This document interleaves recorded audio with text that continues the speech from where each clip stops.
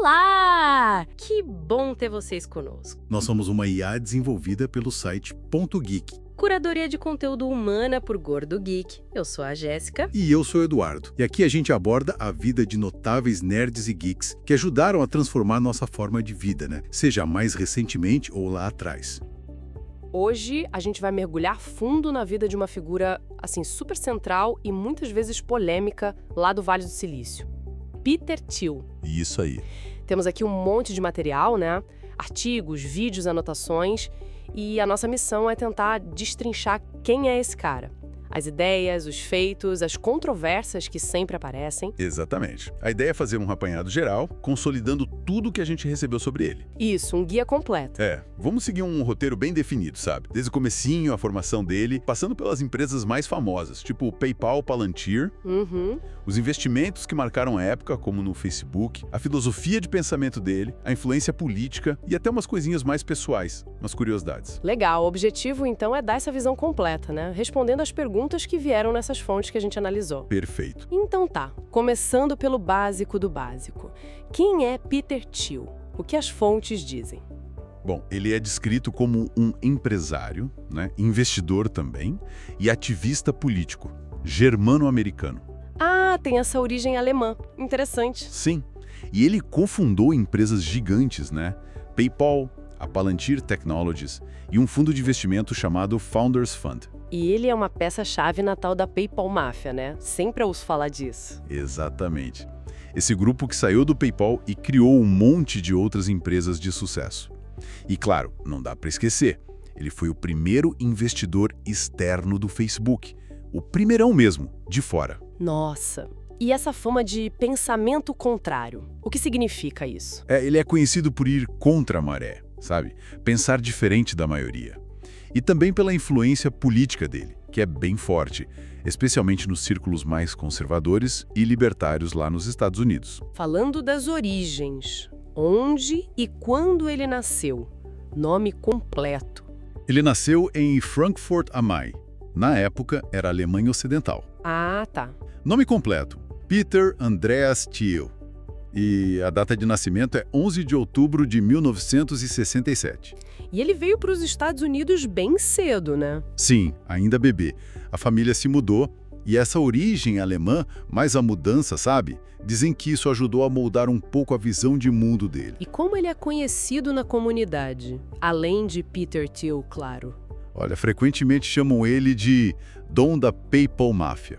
É um apelido forte, né? É mesmo, tipo o poderoso chefão. Tipo isso. E também reconhece muito ele pelas ideias filosóficas e políticas, como a gente já comentou. Esse lado pensador, né? E a infância e a juventude, como foram? Foi bem agitada. O pai dele trabalhava com engenharia química, então a família mudava muito. Sério? Pra onde? Passaram por Ohio, depois África do Sul, Namíbia, até que finalmente se estabeleceram na Califórnia. Imagina, ele frequentou 7 escolas primárias diferentes. Nossa, 7? Isso deve marcar, né? Com certeza. Uma fonte até menciona que ele teve uma experiência numa escola bem rígida, na Namíbia, com uniforme e tudo. E isso o deixou meio avesso à uniformidade, à mesmice. Faz sentido. E ele tinha hobbies? Sim, era super fã de ficção científica e fantasia. Tolkien, Asimov, lia muito. E era um jogador de xadrez muito bom. Chegou a ser mestre nacional nos Estados Unidos. Uau, mestre de xadrez? E na juventude, faculdade? Foi para Stanford. Primeiro estudou filosofia, depois fez direito. E já ali ele mostrava esse lado mais contestador. Como assim? Ele fundou um jornal lá em Stanford, o The Stanford Review. A linha era conservadora, libertária, e eles criticavam bastante o que consideravam politicamente correto na universidade na época. Já causando polêmica desde cedo. Pois é. E ele foi muito influenciado por um professor de lá, o René Girard, e a tal da teoria mimética. Teoria mimética? O que é isso? Basicamente a ideia de que o nosso desejo é imitado. Sabe? A gente deseja o que os outros desejam, e isso gera rivalidade e conflito. Se o Thiel pegou essa ideia e aplicou nos negócios. Interessante. Como ele aplicou isso? Bom, a conclusão dele foi: evite a competição a todo custo.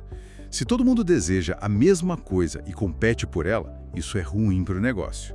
O ideal é criar algo tão novo, tão diferente, que não tenha competição. O tal do Zero to One. Ir de nada para algo único. Criar um monopólio, basicamente. Isso, mas um monopólio criativo, por ter inventado algo radicalmente novo. Essa é a chave do pensamento dele para negócios. E ele se destacou cedo, quando começou a ganhar notoriedade mesmo na carreira. Olha, a fundação do Stanford Review já deu uma certa visibilidade para ele, com uma voz influente ali no campus. Mas a notoriedade na carreira, para valer, veio com a cofundação da Confinity, em 1998. Confinity? Essa foi a que virou o PayPal. Exatamente. A Confinity se fundiu com a X.com, que era a empresa do Elon Musk na época, e daí surgiu o PayPal. Ah, a famosa fusão com o Musk. Essa mesmo. E aí, ser o CEO do PayPal e conduzir a venda da empresa para o eBay em 2002 por $1,5 bilhão, Uau! e sim catapultou ele para o estrelato tecnológico e financeiro. Foi o grande salto. E quais são os principais feitos dele, assim, pra gente listar? A lista é grande, viu? Primeiro, cofundador do PayPal, né? Revolucionou os pagamentos digitais. Certo. Depois, fundador da Palantir Technologies, essa gigante de análise de Big Data. Aí vem o investimento no Facebook. Foi o primeiro investidor externo importante e teve um lucro absurdo, bilionário. Imagino. Criou também o Founders Fund, um fundo de venture capital super respeitado, investiu em empresas como SpaceX, Airbnb, Stripe, até no Nubank aqui no Brasil. Olha só, no Nubank. Interessante. Sim, e claro, tem a liderança informal da PayPal Máfia, esse grupo de ex-funcionários que viraram nomes enormes na tecnologia.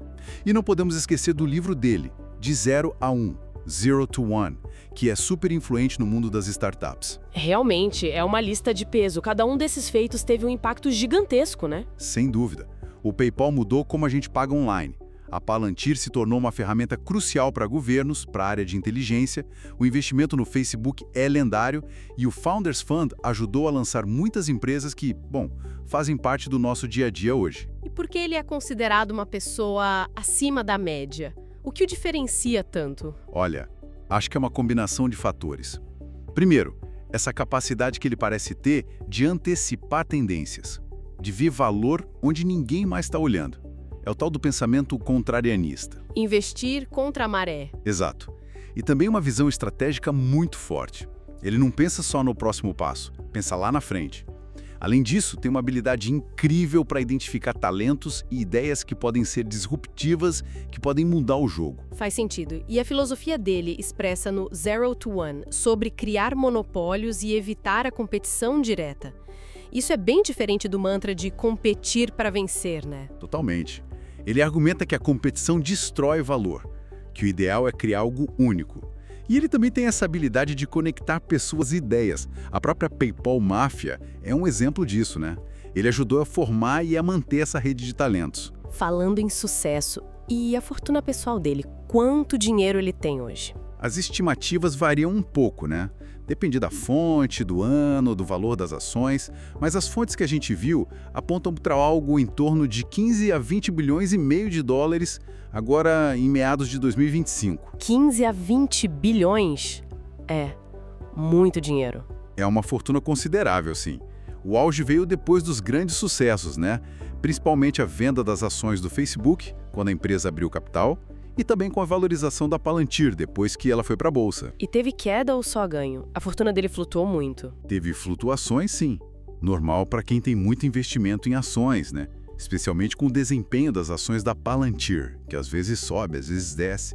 E teve um fundo de investimento que ele criou depois do PayPal, o Clarion Capital. Ah, sim. Esse fundo teve um desempenho espetacular no início, mas depois teve perdas significativas, principalmente depois da crise financeira de 2008. Então não foi só subida, mas a trajetória geral desde a venda do PayPal, onde ele pessoalmente embolsou uns 55 milhões de dólares. Só isso? Pois é, só 55 milhões. Mas desde lá a trajetória geral foi de crescimento massivo. Ok, se a gente fosse fazer um balanço rápido com base no que as fontes indicam, quais seriam os 5 principais acertos e os 5 principais erros ou pontos mais controversos da carreira dele? Boa pergunta. Acertos claros acho que podemos listar. O investimento no Facebook, sem dúvida, a cofundação do PayPal, a fundação da Palantir, a criação do Founders Fund e a formação, ou pelo menos a catalisação, da PayPal Máfia. São 5 pontos bem fortes. Concordo. E os erros ou polêmicas? Bom, aí entram alguns pontos mais cinzentos, né? A gestão do fundo Clarion Capital depois de 2008 é apontada como um tropeço. Talvez ele tenha subestimado alguns desafios regulatórios e de imagem pública da Palantir no início. Fez apostas em algumas startups que não deram certo, o que é normal para o investidor, mas algumas foram notórias. E claro, as polêmicas mais recentes por causa do ativismo político dele, o apoio a figuras como Donald Trump e o famoso caso Gawker. Ah, o caso Gawker. Esse deu o que falar. Ele financiou secretamente um processo para quebrar um site de notícias, né? Exatamente. O processo do Hulk Hogan contra a Gawker Media. Thiel financiou porque a Gawker tinha publicado artigos que ele considerava ofensivos, inclusive sobre a sexualidade dele anos antes. Foi uma vingança bem calculada e controversa. E, voltando ao PayPal, aquele conflito inicial com o Elon Musk também pode ser visto como um ponto de atrito, um erro de gestão ali no começo, talvez. Pensando em tudo isso, que lições de vida ou de carreira uma pessoa poderia tirar da trajetória dele para, sei lá, evoluir? Olha, várias coisas, eu acho. Primeiro, essa ênfase em pensar por conta própria, em desafiar o senso comum. Não aceitar as coisas como elas são só porque todo mundo diz que são assim. O tal do contrarianismo de novo. Isso. Segundo, a importância de construir e cultivar redes de talento. Se cercar de gente boa, como ele fez com a PayPal Máfia.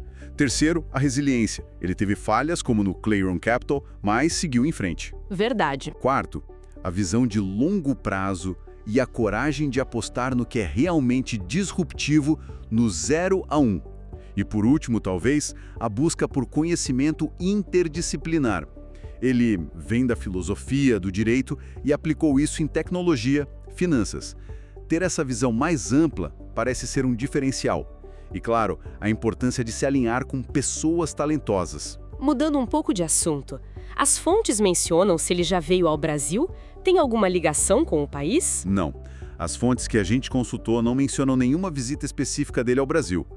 Pode ter vindo discretamente, talvez, mas não há registros públicos disso nas fontes. Entendi. E sobre saúde? Algum problema conhecido? Alguma doença mencionada? Também não. Nenhuma informação sobre problemas de saúde relevantes ou doenças crônicas foi encontrada nas fontes. Parece ser um assunto que ele mantém bem privado ou simplesmente não há nada notável a relatar. E esportes? Ele gosta, pratica alguma coisa? Olha, não parece ser um grande fã de esportes tradicionais, tipo futebol ou basquete. Mas como a gente falou, ele era um jogador de xadrez de alto nível na juventude. Ah, verdade, o xadrez? Sim, e algumas fontes mencionam que ele gostava de jogos de estratégia, tipo Dungeons and Dragons, quando era mais novo. Então, o foco parece ser mais em estratégia mental do que em esforço físico. Faz sentido, dado o perfil. E hobbies hoje em dia? A leitura parece ser um hobby constante e claro. As fontes sempre mencionam o gosto por ficção científica, fantasia, especialmente Tolkien, e filosofia. Esse lado intelectual é bem marcante. Agora há umas perguntas mais delicadas, questões legais. Ele já foi preso alguma vez? Não há nenhum registro disso nas fontes consultadas. Nenhuma menção à prisão ou problemas legais sérios nesse sentido. E sobre o uso de drogas? Há alguma informação confiável sobre isso? Também não. As fontes não trazem informações confiáveis ou verificadas sobre o uso de drogas por parte dele. É algo que não aparece nos relatos sobre a vida ou carreira dele. Ok. E filantropia? Ele doa dinheiro para causas? Sim, ele pratica filantropia, principalmente através da Thiel Foundation. E quais são os focos dessa fundação? São bem alinhados com as ideias dele, né? Foco em ciência e tecnologia, pesquisa sobre longevidade e extensão da vida. Ah, ele investe nisso de viver mais? Sim, é um interesse conhecido dele. A fundação também apoia a liberdade individual, educação alternativa, tem aquele programa famoso, o Thiel Fellowship, que dá dinheiro para jovens largarem a faculdade e criarem startups. Polêmico também. Bastante. E também apoia causas e think tanks conservadores e libertários. Além disso, ele financiou projetos bem diferentes como o Seasteading Institute, que pesquisava a criação de cidades flutuantes autônomas no oceano. Cidades no mar. Uau, bem futurista. E amigos e rivais famosos, quem são as pessoas próximas a ele e quem são os, digamos, inimigos? Bom, amigos e colaboradores famosos, a lista começa com a PayPal Máfia, né? Apesar daquela briga inicial, a relação com Elon Musk parece ter se restabelecido profissionalmente, com Phil investindo na SpaceX.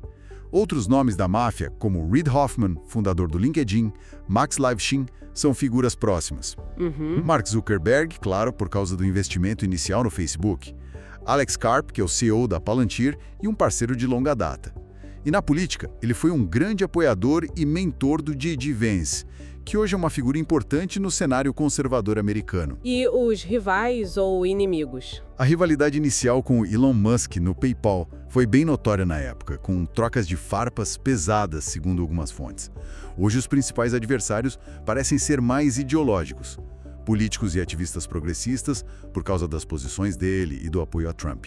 Grupos de direitos civis que são muito críticos ao Palantir e ao uso de suas tecnologias. Entendi. E claro, a Gawker Media. Ele não só foi um rival, como ativamente ajudou a levar a empresa à falência. Então dá para dizer que eles foram arqui-inimigos. Tem mais fatos curiosos ou divertidos sobre ele? Alguma coisa que chame a atenção? Tem sim. Aquela história de ler O Senhor dos Anéis mais de 10 vezes é verdade. E ele levou essa paixão para os negócios. Nomeou várias empresas ou fundos com nome tirados da obra de Tolkien, como Palantir, Mithril Capital, Valar Ventures. Que legal! Não sabia disso. Outro fato, ele foi um dos primeiros bilionários do Vale do Silício a se declarar abertamente gay. Isso foi em 2016, durante a Convenção Republicana. Marcante? Sim. O caso Gawker, que a gente já falou, é um episódio super marcante e controverso da biografia dele. E tem uma história quase inacreditável, que algumas fontes contam de um acidente de carro que ele teve com Elon Musk. Acidente com Musk? É. Logo depois de venderem o PayPal, Musk comprou um carro super esportivo, um McLaren F1 caríssimo. E parece que o tio estava de passageiro quando o Musk bateu o carro. E o pior, dizem que o carro não tinha seguro. Não acredito. Que loucura! Voltando um pouco, como foi exatamente a criação do PayPal e essa briga com o Elon Musk? Você mencionou a fusão da Confinity com a X.com. Isso. Foi um processo tenso. A Confinity, do CEO, tinha um foco mais específico, pagamentos entre Palm Pilots, um aparelho que era popular na época. Já a XCOM do Musk tinha uma visão muito mais ampla. Queria ser um banco online completo com vários serviços financeiros. Visões diferentes, então. Bem diferentes. E quando eles se fundiram, em 2000, essas diferenças vieram à tona. Eles discordavam sobre qual tecnologia usar. A equipe do CEO preferia Linux, a do Musk preferia Microsoft. Discordavam sobre qual marca manter. CEO queria PayPal, Musk queria XCOM. E, claro, discordavam sobre quem deveria liderar a empresa. Muita atenção. Como terminou? O clímax foi meio tenso, brutal. Enquanto Musk estava viajando, acho que em lua de mel ou numa viagem de negócios, o conselho da empresa, influenciado pelo CEO, votou pela destituição do Musk do cargo de CEO. E o CEO assumiu. Nossa, que situação. Pois é, bem complicado. Mas apesar dessa briga feia, ambos saíram ganhando muito dinheiro com a venda pro eBay pouco tempo depois. E como eu disse, de alguma forma eles restabeleceram uma relação profissional mais tarde, com o tio sendo um dos primeiros investidores na SpaceX do Musk. Incrível como essas coisas funcionam no Vale do Silício, né? É um mundo à parte. Algumas fontes até relatam que, na época da briga, Musk teria chamado o tio de sociopata e tio teria dito que Musk era uma fraude. Pesado, mas negócios são negócios, aparentemente. E a Palantir? Por que ela é tão polêmica? A gente já tocou nisso, mas vamos aprofundar um pouco. A Palantir é uma empresa de software e análise de dados, Big Data, né? Eles criam plataformas super poderosas que conseguem processar e encontrar padrões em quantidades gigantescas de informação. E é aí que mora a polêmica. Por causa de quem usa esses dados? Exatamente. A Palantir tem contratos enormes com governos e agências governamentais, principalmente nos Estados Unidos, mas também em outros países. A CIA, aliás, foi uma das primeiras investidoras na Palantir através do seu braço de investimentos, o In-Q-Tel. CIA, uau! E que outras agências? FBI, NSA, Departamento de Defesa, agências de imigração como a ICE, Immigration and Customs Enforcement, são clientes importantes. Eles usam principalmente uma plataforma chamada Gotham, que foi projetada para análise de inteligência, contra-terrorismo e investigações criminais. Entendi. E tem outras plataformas? Sim, tem a Foundry, que é mais voltada para clientes corporativos, grandes empresas que querem analisar seus próprios dados. E tem o Apollo, que é mais uma plataforma para gerenciar e entregar software de forma contínua. Recentemente, eles lançaram também a IIP, a Artificial Intelligence Platform, que integra inteligência artificial generativa nessas análises. E é na mistura agora. Isso deve intensificar o debate. Com certeza. As críticas a Palantir são muitas e vêm de vários lados. A principal preocupação é o potencial para vigilância em massa. Como o software integra e analisa dados de fontes diversas, críticos temem que isso facilite o monitoramento excessivo da população. E o uso em policiamento? Também é muito criticado.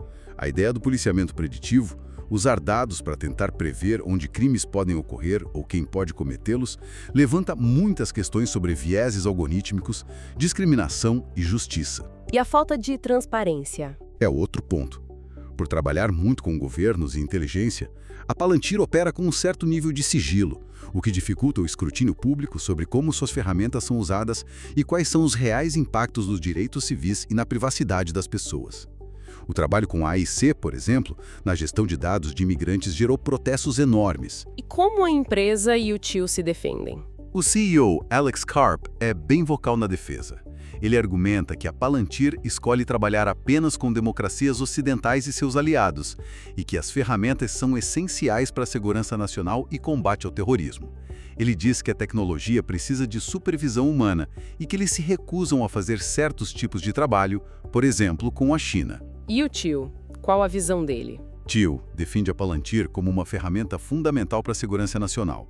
A visão dele, que é meio libertária, mas ao mesmo tempo dura contra o terrorismo, vê a Palantir como necessária para proteger a liberdade, mesmo que isso envolva tecnologias de vigilância poderosas.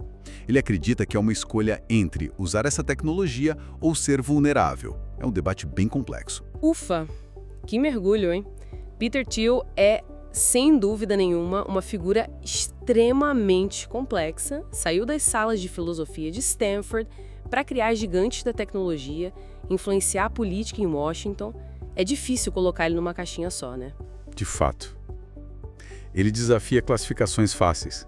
É inovador, investidor brilhante, pensador com ideias próprias, às vezes bem radicais, e uma figura política muito influente e controverso. E as ideias dele sobre monopólios, sobre competição, sobre o futuro da tecnologia, até sobre o papel da democracia, continuam gerando muito debate, né? Continuam e provavelmente vão continuar por muito tempo. E talvez fique aí uma questão interessante para a gente pensar, que emerge um pouco das fontes que analisamos. Em um mundo cada vez mais moldado pela tecnologia que ele mesmo ajudou a criar e financiar, qual é o impacto, a longo prazo, de uma filosofia que, em certos momentos, parece desconfiar um pouco das próprias estruturas democráticas que, no fim das contas, permitem que toda essa inovação floresça? É algo para se refletir, né? Esperamos que essa nossa discussão detalhada tenha sido útil e, claro, interessante para quem nos ouve. E se você gostou, não esquece, deixa seu comentário, curte, compartilha com os amigos, isso ajuda muito a gente a continuar trazendo essas informações e análises. É isso aí. Muito obrigado pela companhia e até a próxima. Tchau!